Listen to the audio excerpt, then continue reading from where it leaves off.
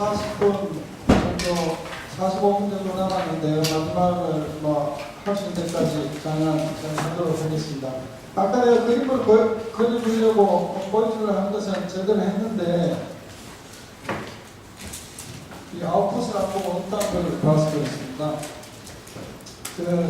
플라팅을 하면 이런 식으로 나와요. 그러니까 페탈 위드가 있고 페탈 렌스가 있을 때에 그 두 변수를 가지고 이미 분류가 되어 있던 것들의 점을 찍으면 이렇게 나타나요.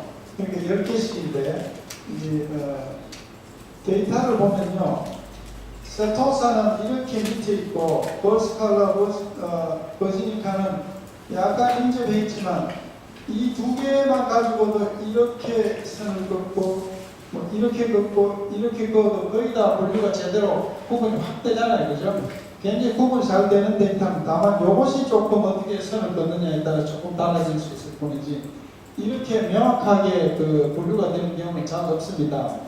그런데 Classification Analysis라는 것은 훈련용 데이터가 있다 없다 이렇게 할 때 훈련용 데이터가 있으면서 나머지 데이터에 분류를 시키는 것이다. 그렇게 생각하면 되거든요. 그러니까 페탈 렌트와 페탈 위스를 보고 이거는 꽃의 품종 중에 버스칼라다, 세토사다 이런 식으로 분류를 해놓은 것이고, 다시 말하면 종속 변수가 정해져 있다고 그렇게 보시면 돼요. 다만 클러스터 어널리시스라는 것은 군집 분석이라고 하는데, 군집 분석은 종속 변수가 없이 그냥 독립 변수 값만 보고도 그냥 그룹핑만 하는 겁니다. 그렇게 그룹핑을 하고, 사실은 그룹핑부터 먼저 들어가는 게 일반적이죠. 그룹핑하고 난 다음에 그룹된 데이터를 보니까 이거는 세토사라고 하자, 이거는 버스칼라라고 하자, 이렇게 되는 것이 좀 더 일반적입니다. 그런 다음에 이제 분류가 되지 않은 꽃을 가져와서 보면 이거는 어느 그룹에 분류를 할 것인가, 어느 그룹에 해당할 것인가, 그렇게 보는 것이 Classification Analysis고요. Cluster Analysis는 그냥 단순히 그룹핑만 하는 겁니다. 그러니까 종속 변수가 없는 거예요. 독립 변수 3개, 4개 이것만 있어서 그것만 가지고 분류를 하는 겁니다. 그것이 바로 훈련 데이터가 없는 혼합 모형, 다른 말로 얘기하면 군집 분석이다, 클러스터 어널리시스다, 그렇게 보시면 됩니다. 그래서 이 데이터는 IRIS2 데이터고, example 34.A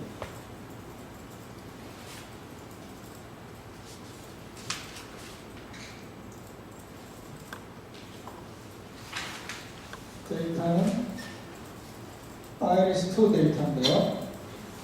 이건 이제 이미 입력을 해서 그렇지만 데이터를 보면 전부 이게 지금 결책치로 나왔지 않습니까?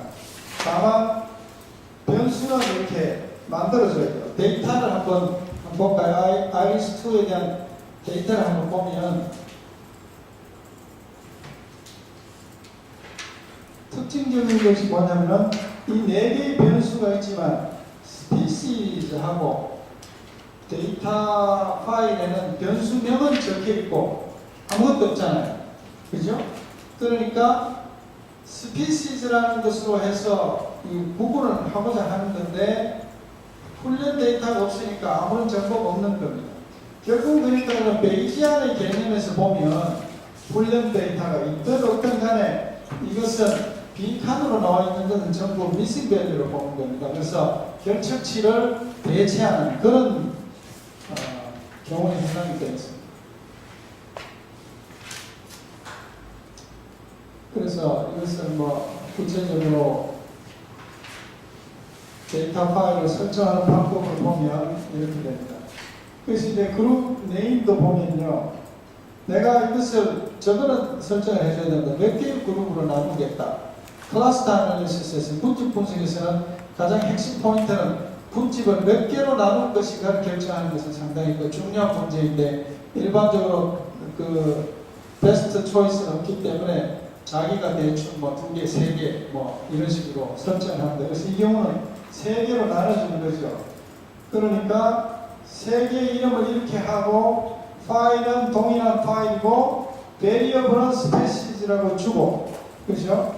나머지는 전부 안 주면은 자기가 알아서 클러스터 1, 2, 3 이렇게 주는 겁니다. 이건 내가 입력한 게 아닙니다.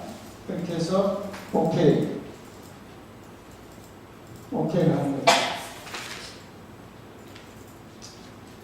이 화면이죠. 35-1. 네.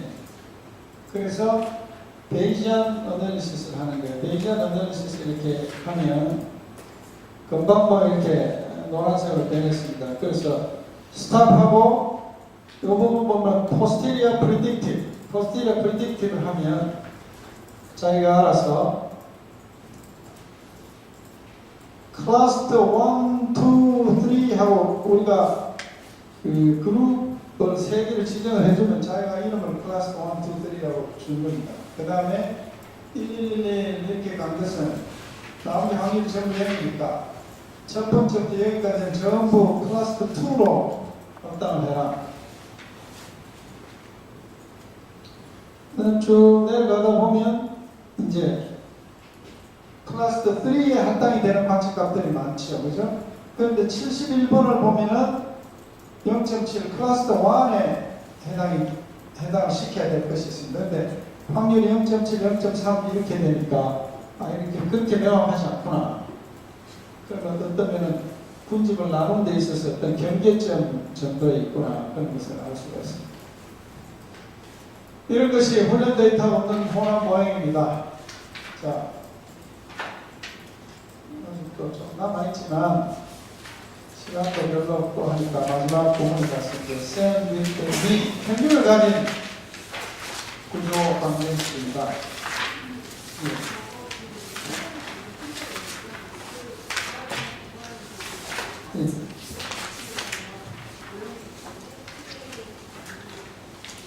아니 그러니까 변수를 구분하는데 사용하는 변수는 지금 이 예시는 두 개밖에 안 썼지만 자기가 더 써야 되겠다면 더 쓰지만 그룹핑하는 그룹 수는 두 개도 되고 세 개도 되고 그거 하고는 관계없죠.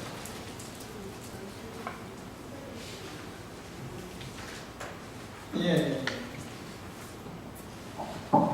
그러니까 변수 이렇게 두 개 해놓고 이렇게 그냥 했다는 것은 가장 제너럴한 그런 모양이죠. 예. 세 개가 있으면 세 개에 다 코베런스가 있는 걸로 그렇게 해줍니다.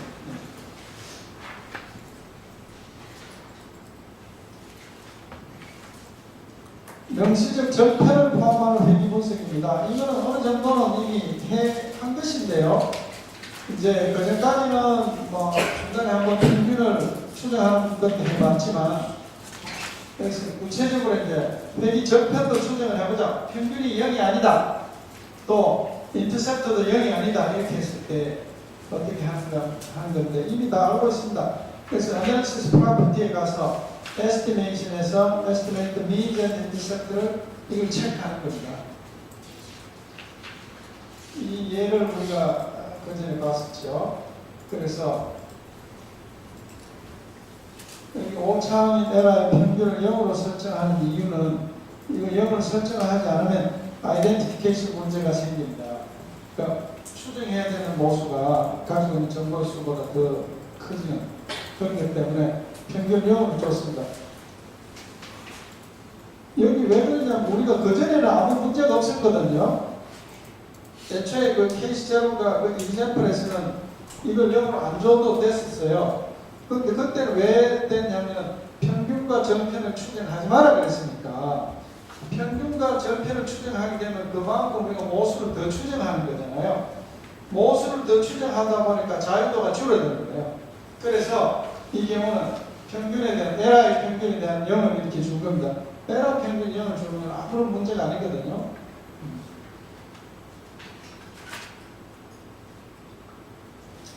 다음은 구조적 평균을 가진 요인 분석입니다.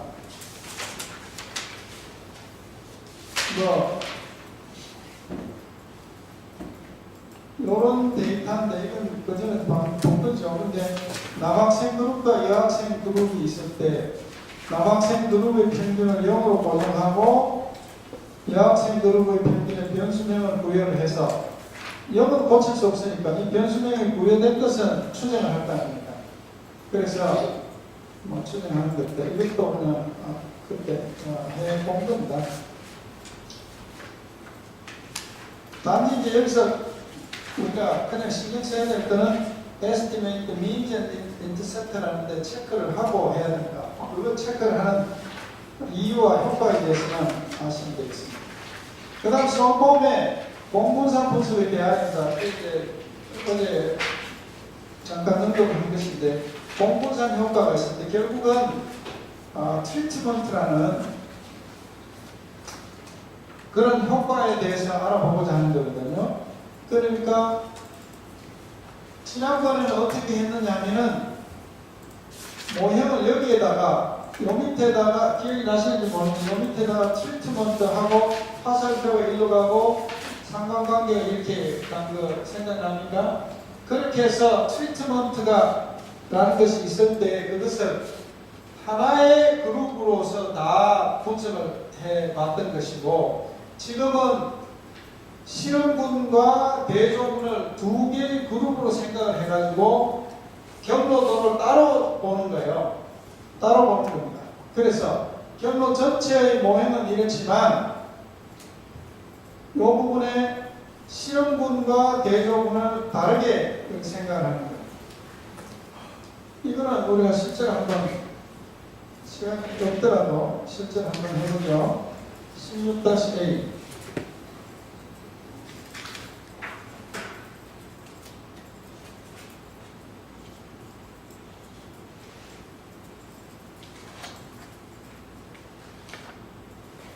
자, 이것이 16-A인데요. 여기 보시면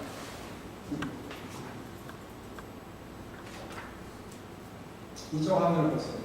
데이터 보면 컨트롤과 익스페리멘탈 이렇게 두 개의 그룹으로 나누는 겁니다. 여기에 트리트먼트라는 사각형을 만드는 대신에 컨트롤, 익스페리멘탈 이렇게 나누는 겁니다. 그래서 데이터를 보면 이렇게 CNT 컨트롤, EXP 익스페리멘탈입니다. 컨트롤, 익스페리멘탈 두 개 따로 데이터 파일을 이렇게 지정을 해서 줬습니다.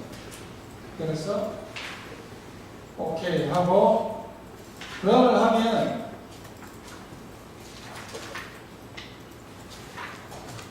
여기서 제타 파널 베리언스 네거티브다 이런 메시지가 나옵니다. 일단 이런 메시지가 나오니까 다른 에스티메이트에서 뭐 결과가 나오더라도 그것이 별로 신빙성이 없죠. 그래서 이 제타의 분산을 뭐 좀 작게 그렇게 줄 수도 있고 이 자체가 지금 여기서는 이제 어떻게 생각을 했냐면 이 제타의 여기에 분산이 이보다 작게 나왔으니까 뭔가 지금 뭐가 잘못됐다 해서 B에 가서는 16-A가 신뢰성이 없어 비유효하니까 대조군의 EPS2와 EPS4의 공분산 관계를 0으로 설정을 하자 그랬습니다. 그러니까 대조는 컨트롤이잖아요. 컨트롤에서 이 코베넌스를 넣는 겁니다. 그래서 이렇게 코베넌스를 넣고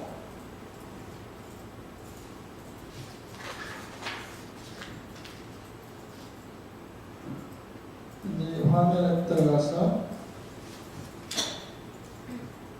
이렇게 하면 그렇죠? 컨트롤 그룹의 코베넌스는 0으로 놓자 이런 이야기인데 0으로 놓자 이런 이야기입니다. 컨트롤 그룹에 지금 컨트롤 그룹에서 코베넌스 이렇게 만들어 놓고 이걸 0으로 줬거든요. 그런데 익스페리멘탈 그룹은 0으로 안 주겠다는 겁니다. 그러니까 반드시 우리가 뭘 해야 되냐면 all groups라는 것을 체크를 해제를 해야 됩니다. 체크를 해제를 해줍니다. 그렇게 체크를 해제를 해주면 이것이 컨트롤은 지금 0인데 익스페리멘탈로 가면은 코베넌스는 있지만 0이 안 나타나죠. 그죠? 그렇게 한 다음에 이렇게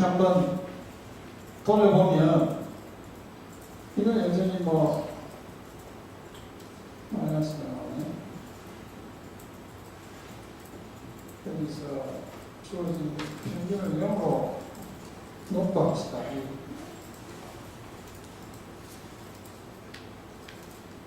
평균가 0을 나오는데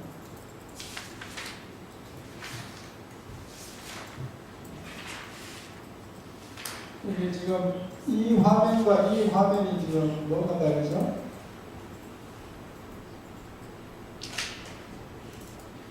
음.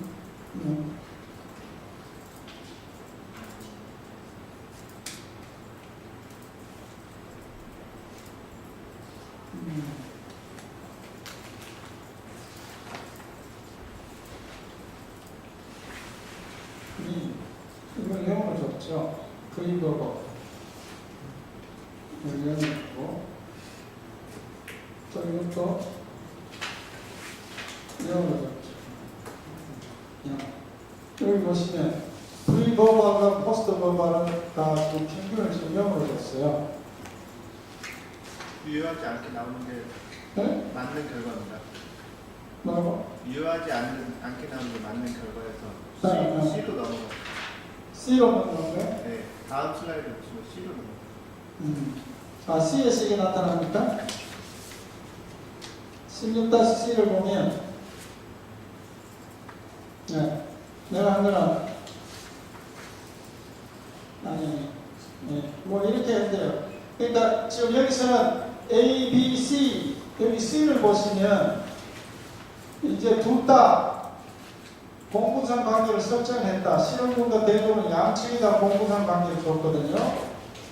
그러니까 아까는 컨트롤에 0을 줬는데 지금 양쪽 다 0이 아닌 0을 해제를 해놓은 그런 상태에서 한번 돌려보죠. 네, 그렇게 되면 p-밸류가 0.592하고 이렇게 굉장히 이렇게 커지게 나오는 겁니다. 그러니까 지금 뭐 이런 걸 하다 보면은 아까 제타가 0보다 이 분산이 0보다 작은 게 나오면 이제 0, 이런 제약 조건을 좀 더 줌으로써 그 모순 추정을 좀 더 정확하게 할 수도 있고 여러 가지 다양한 방법이 있지. 여기서는 지금 결과 그 여러 가지 시행착오 없이 결과만 지금 보여주니까 뭐 어떻게 해야 된다 그런 원칙은 없이 그래서 이런 문제가 없었죠. 근데 여기서 지금 보여주고자 하는 핵심은 제가 여기다 쓰는 거예요. p-밸류의 변화에 주목하라 하는 것이 아까 16-AB에서는 제타의 추정값이 마이너스로 나오지만 마이너스가 나오는 것은 우리가 뭐 헤이우드 케이스라고 해서 간단히 고칠 수 있거든요.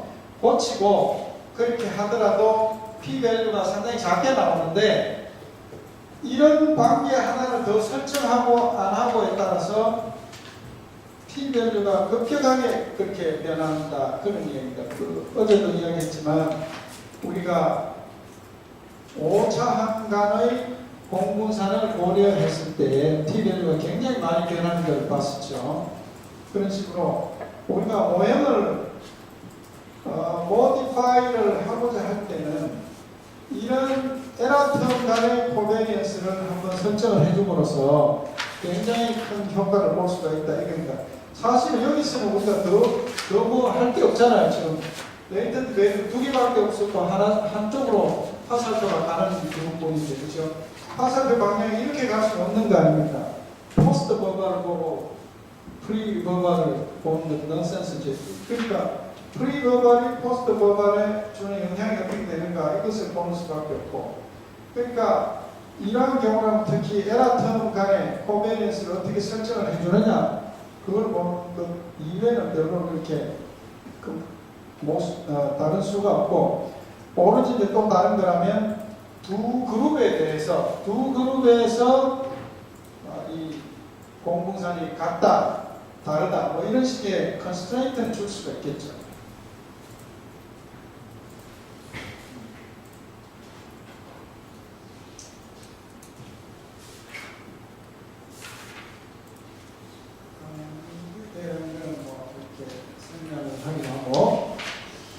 결정치가 있는 것도 역시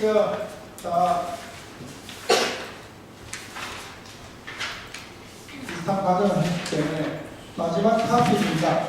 잠재 성장 모형이다. 레이턴트 그로스 모델입니다. 하는 겁니다. 제가 오늘 여러 가지를 했지만 항상 무엇을 중심으로 생각하라고 그랬냐면요.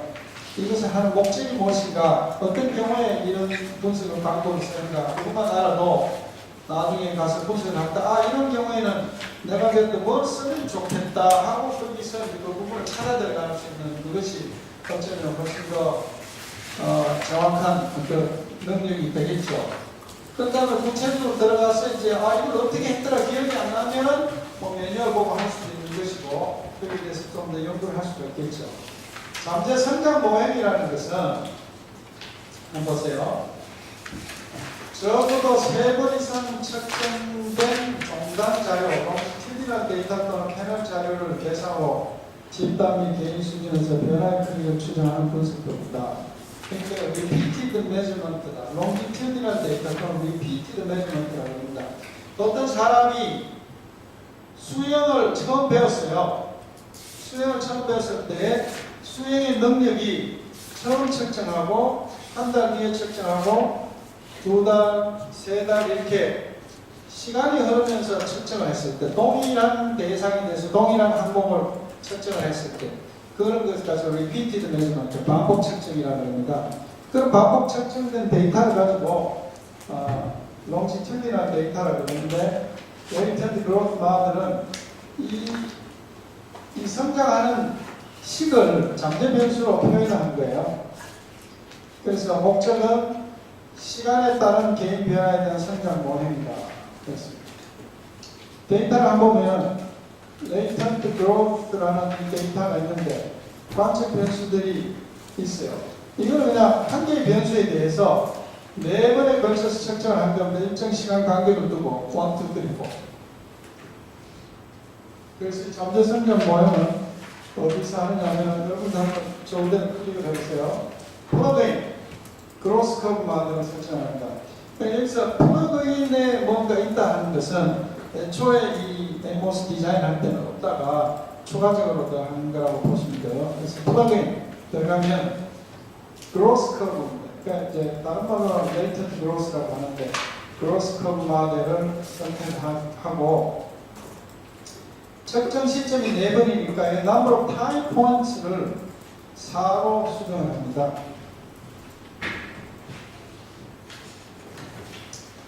플러그인에서 크로스 커브 모델 들어가면 3이 나오면 4로 한 다음에 OK를 하면 자기가 이런 것을 그냥 그대로 만들어 버려요. 그러니까 1, 2, 3, 4 이게 x1, x2, x4는 데이터에 그런 변수가 있다가 아직 데이터도 정해지지 않은 상태니까 그냥 임의로 자기가 이름을 붙인 것이고, 레이턴트 배경은 항상 2개입니다. 인터셉트와 슬로프. 그러니까 성장 곡선을 이 리니어하게 보겠다는 거예요. 단순 대기식으로 이 관측값의 성장이 어떻게 되는가 그것을 보겠다. 그런 이야기입니다. 그리고 보세요. 인터셉터는 항상 1, 1, 1, 1 이렇게 가고 슬로프는 0, 0.3, 0.07, 1.0 이렇게 갑니다. 이걸 우리 마음대로 이렇게 고칠 수도 있어요. 그런데 이거는 디폴트하게 그냥 나온 거니까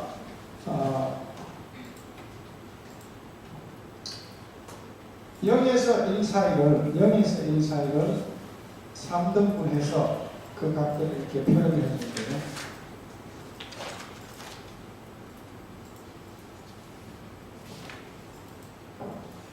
자, 그래서 이렇게 나왔는데 여기서 인터셉트는 절편의 초기값, 첫 번째 시점의 값이고 슬로프는 변화 U를 나타내겠죠.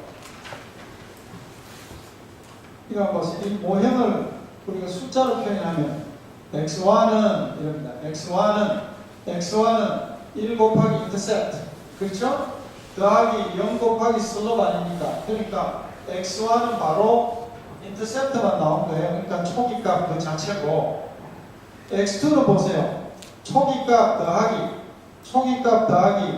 3분의 1, 0.33은 3분의 1, 그렇죠? 3분의 1 곱하기 슬롭.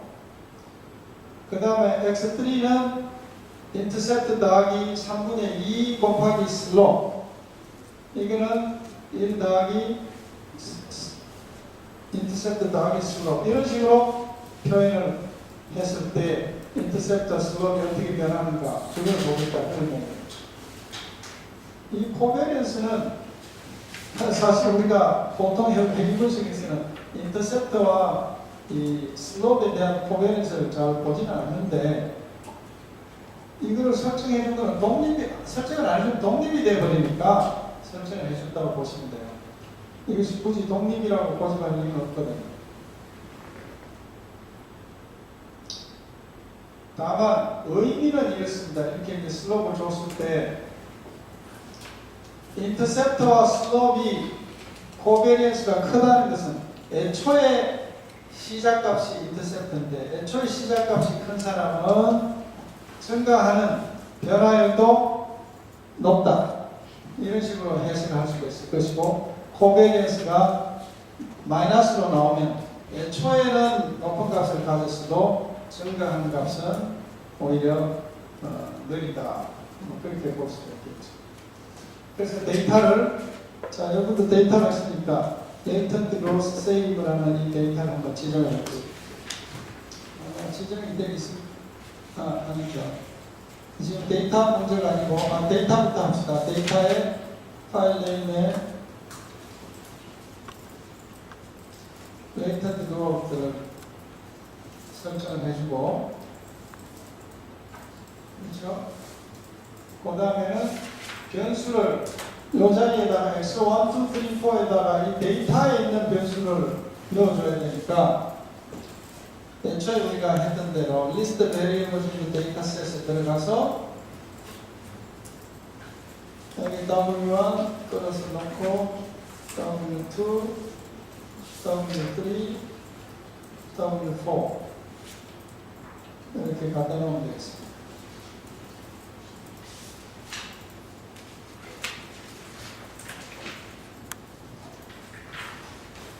그 다음은 Analysis Prompt에 가서 Estimate Means and Intercept 이걸 클릭하시고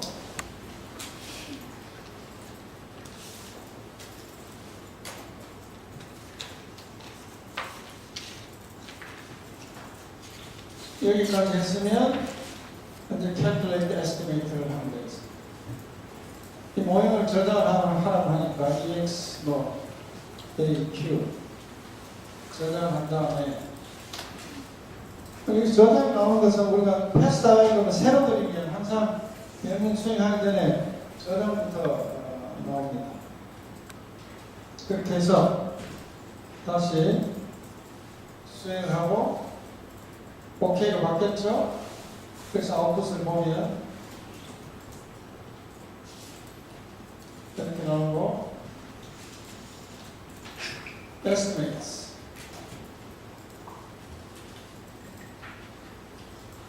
여기서 중요한 부분은 intercept와 slope입니다.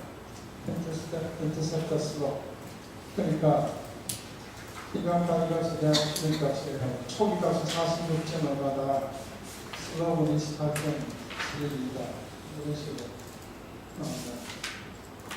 그 다음에 인터셉트와 슬롭의 공분사는 15.458이다. 이런 경우에는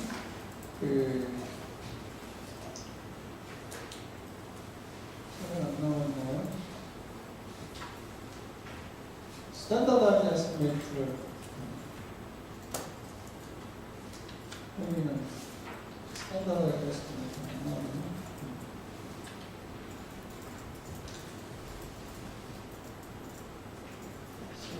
15.45 코베런스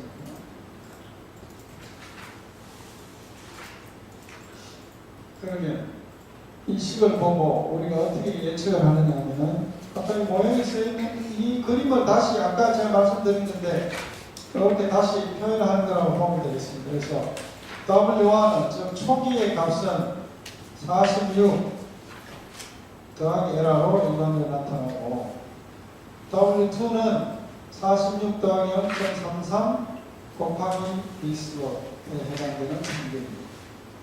W3는 0.67 이거 W4는 1 이렇습니다.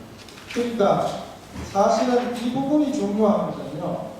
이 것을 설정하기 기본적으로는 이렇게 나와 있지만 이것을 측정하는 것이 동일한 시간 간격으로 이렇게 측정이 되어 있으면 0과 1 사이에서 동일한 간격으로 나누니까 지가 알아서 3분의 3분의 2 이렇게 할당이 된 거거든요. 그런데 만약에 여기서 W1, W2까지는 하루, W3에서 4까지도 하루인데 2에서 3는 이틀이다. 그러면 시간에 대한 효과를 보려면 이 부분은 여기서 여기까지는 전부를 4등분 해가지고 0.0, 0.25, 0.75, 1 이런 식으로 해줘야 되겠죠. 여기서 절대적인 거는 아무런 문제가 아니라 상대적인 겁니다. 그러니까 0과 1 사이 했지만 굳이 0과 1 사이로 해야 될 필요는 없고 0과 4 사이 뭐 이렇게 해줘도 관계가 없죠. 그렇지만 0과 1 이렇게 해서 전체 기간을 1로 봤을 때 얼마씩 짜는 거는 관계.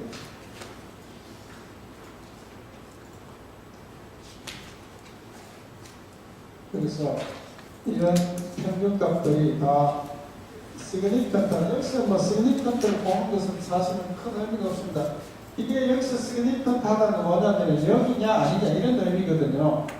근데 뭐 46, 28이고 표준 오차가 1.48, 1.66밖에 안 되는데 이게 0이냐 아니냐는 것이 우리가 볼 이유가 없죠. 0이 가까울 때나 그런 이야기지 0보다 확실히 모르는 것인데 코베리언스를 보세요. 15.458에서 제법 큰 숫자 같지만 P-밸류를 보면 굉장히 크죠. P-밸류가. 그러니까 코베리언스는 없다고 보거든요.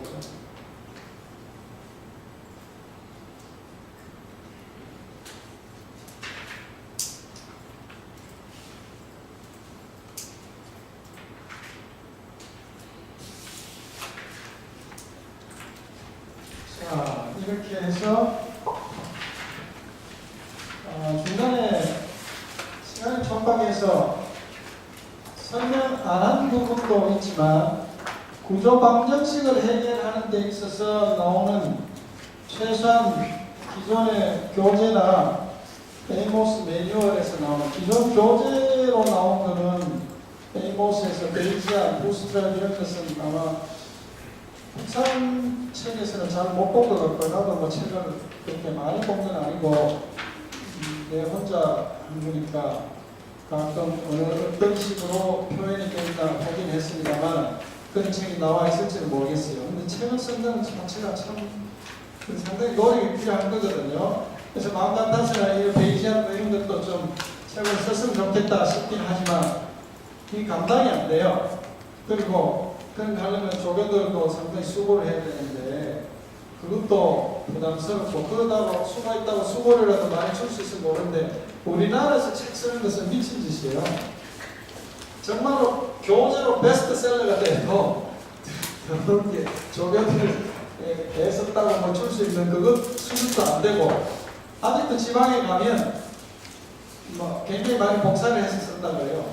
그러니까 뭐 어차피 돌아오는 것도 없으니까 복사를 하거나 말거나 우리는 그런 거 신경 안 쓰는데 출판사에서는 상당히 신경을 쓰고 그래서 요즘은 출판사 연합회가 있대요. 연합회에서 그것만 감독하러 다니는 데가 있습니다. 그래서 갑자기 막 학교 근처에 인쇄소 막 이런 데들이 닥쳐서 조사도 하고 왕창 벌금도 내기도 하는데 학생들이 여사로 지방대학에 가면 학생들이 여사로 복사된 책을 그 책의 저자가 자기 가르치는 교수인데 그 앞에서 복사된 책을 놓고 공부를 하는 거예요. 나도 옛날에 나도 내 책을 우리 학생이 복사해서 쓰는 걸 보긴 했는데 용서를 했어요. 우리 마치 그런 교수가 치사하게 뭐 돈 때문에 저런다 이런 소리 할까봐 오늘은 말 조심하면서 살아야 되거든요. 옳은 걸 옳다고 이야기해서 통하는 세상이 아닙니다. 마지막에 이렇게 이야기하지만 우리나라에 가끔 정치 평론을 하는 그 네, 이영작 박사라는 분이 있어요. 이분이 원래 통계학을 아주 통계학에 공부를 많이 하시고 NIH라는 연구를 하시다가 이휘호 여사, 김대중 대통령의 부인의 조카입니다. 대통령이 처조카라. 그때 뭐 선거할 때 들어와서 많이 도와주고 하다가 요즘은 정치평론가로 돌아왔는데 굉장히 누가 보면 객관적인 그런 평가를 많이 하는 분이 있거든요. 그런 분이 이야기죠. 자기가 혼자서 옳다고 해봐야 아무 소용이 없다는 거예요. 국민이 판단하는 것이 옳다는 겁니다. 그래서 왜 요즘은 다른 소리 하다가 억울하게 당하는 사람들이 굉장히 많잖아요. 그리고 또 여론 재판 비슷하게 이런 괘씸한 놈 하면 법적으로는 크게 문제될 게 없는데 괘씸죄에 걸려서 상당히 또 고생하는 사람들도 많이 있어요. 조심해야 되는 세상입니다. 마지막 참고사항 한번 볼까요? 별거 새로운 거 없습니다. 이 모습 여기가 있고 별로 새로운 거 없어요. 저도 고장이 너무 많아가지고 오기 전에 보고 하더라도 이 후반부에 가서 약간 삐그덕거리는 게 있었는데 오늘 양이 많아서 그러니까 좀 이해를 하시고 다시 한번 제가 여러분들에게 부탁드리면 오늘 배운 것을 가지고 여러분들이 각자 사용하는 데 도움이 됐으면 좋겠고요. 이제 권력이 가서 오늘까지 열심히 했다가 집에 돌아가서 안 보잖아요. 당장 오늘 저녁 아니면 내일 보면은 그런 기억이 좀 더 나는데 좀 이따가 봐야지 하다가 좀 이따가 자꾸 늘어져서 안 보면 언제 이걸 배웠는지조차도 까먹습니다. 그런데 여러분들은 저보다는 상대적으로 나이가 어려서 그렇게 기억력이 없지 않겠지만 나는 영화관에 가서 영화를 보고 또 재밌게 봤는데도 나중에 집에서 텔레비를 보다가 광고가 나오면 저 봤나 안 봤나 그걸 모르겠더라고요. 그럼 나이 들어가는 그런 모습인데 여러분들도 마찬가지로 상대적으로 느릴 뿐이지. 그러니까 이론을 배웠어도 그것을 잘 쓰려면 훈련을 해야 됩니다. 숙달을 해야 됩니다. 그러니까 좋은 결과가 있길 바라고요. 또 저한테 이메일로 질문하는 것에 대해서는 그림 없이 서스럼 없이 있을 때 해주고 나한테 이메일을 탁 던져놓고 밑에 던져놓고 내가 그러면 좀 나한테 전화를 해서 메일로는 대화가 잘 안 되니까 전화를 해서 나한테 전화 한번 하시오. 그러면 꼼꼼한 무소식 그렇게 하지 말고 이왕 하려면 내가 도와줄 준비는 되어 있는데 그게 희한하더라고. 내가 적극적으로 도와주겠다고 하니까 요청을 한 사람이 자꾸 피해. 내가 시간 없어요. 이게 잘 도와줄 시간 별로 없다 그러면 막 더 묻고 싶고 이 사람의 심리가 항상 밀당, 밀당 그런 것 같습니다. 하여튼 긴 시간 동안 너무들 고생 많았습니다. 수고했어요. 네.